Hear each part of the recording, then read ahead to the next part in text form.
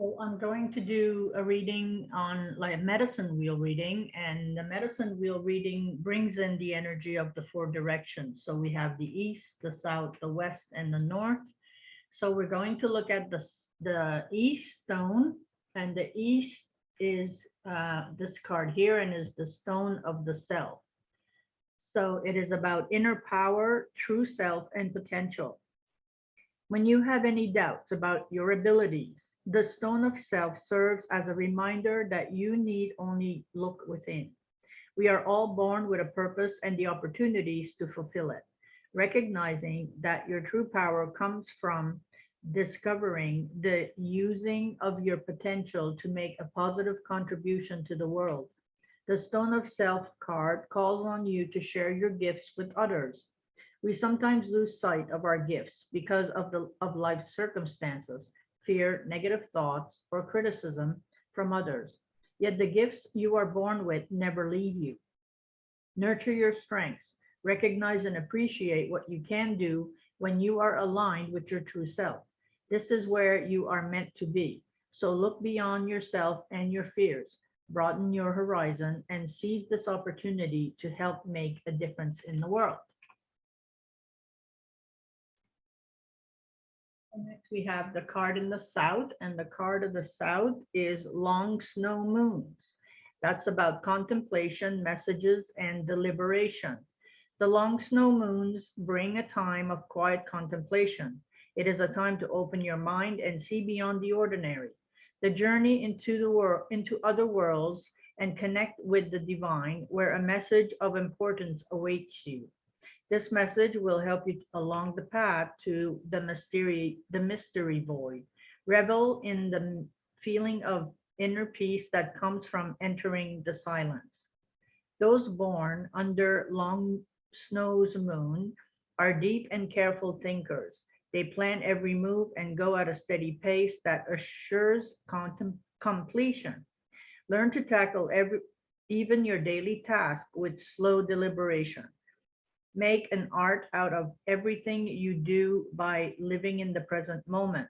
When approached with a loving mind, things that you thought of as burdens can become blessings. The message you receive from Spirit now feel like long lost pieces of a puzzle coming together. The gift of the long snow's moon is a slower pace that allows you to weed out the trivial details and recognize what is truly important. So the next card is in the West, and the West card energy is Spirit of the West, and it is letting go, movement forward, and reflection. So you are faced with letting someone you love live out their own life. Experience is something we cannot teach others.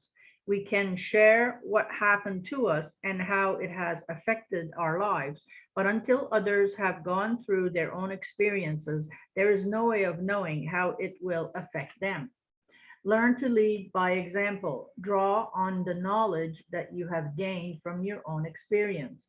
Let go of control and trust that the lessons that you have taught your loved ones in the past will serve them well with their own future choices. Take some time for reflection on your own life. Whatever situations you have recently undergone need time to settle, for it is only after reflection that we can truly draw upon the knowledge gained and then move forward.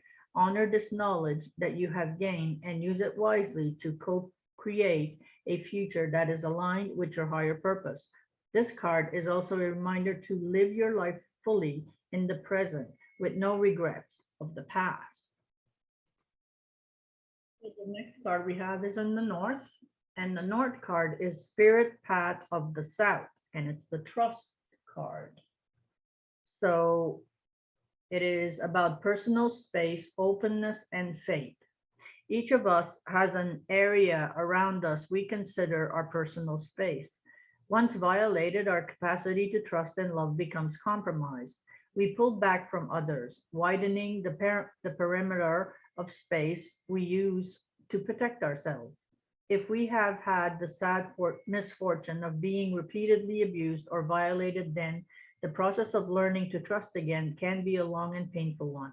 Unfortunately, as long as we have on the armor on, then we can never fully love. Receiving and giving love is a part of our very existence and is needed for our survival and growth. To live without love or trust leads to a cold and lonely existence. We all need someone we can trust and share our heart with.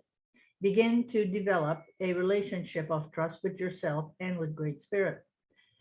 Now is the time to surrender and release your doubts and anxieties to a higher purpose.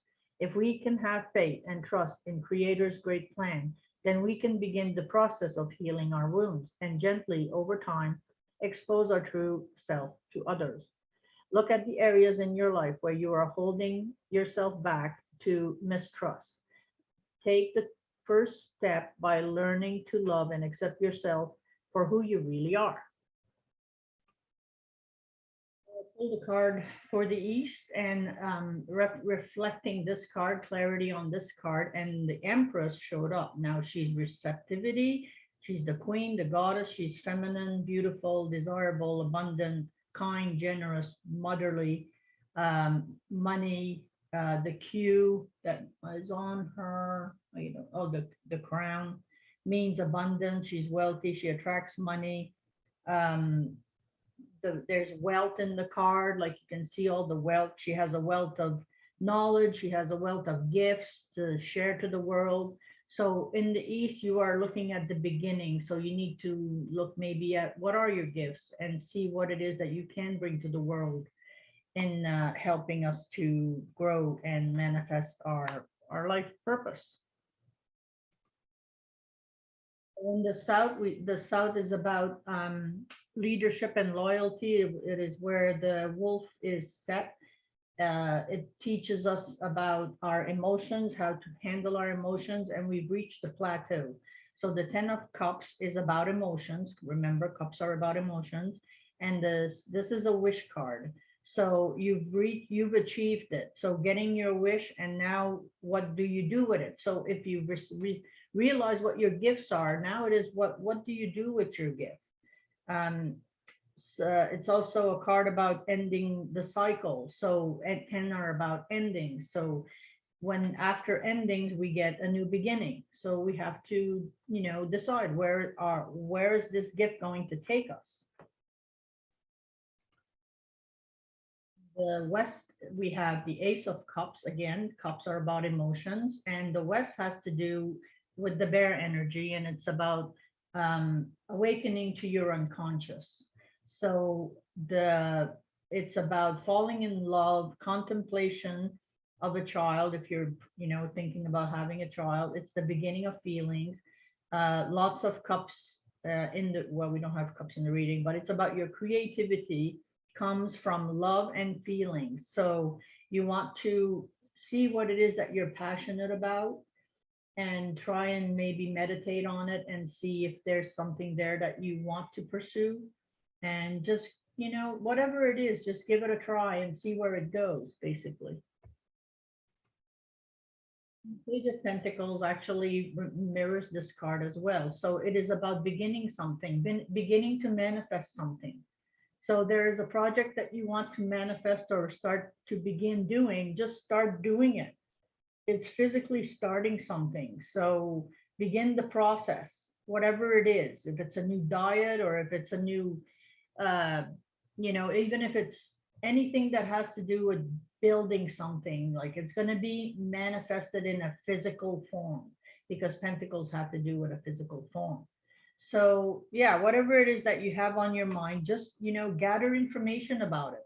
Start digging up in books and seeing what it is that you would need in order to get the process going. Because once we start putting the energy in it, it's like a snowball. Once it starts at the top of the hill, it's a small ball, but by the time it gets to the bottom of the hill, it's a very big ball. But we have to set the intention and initiate the project and start, putting it into action in order for it to manifest.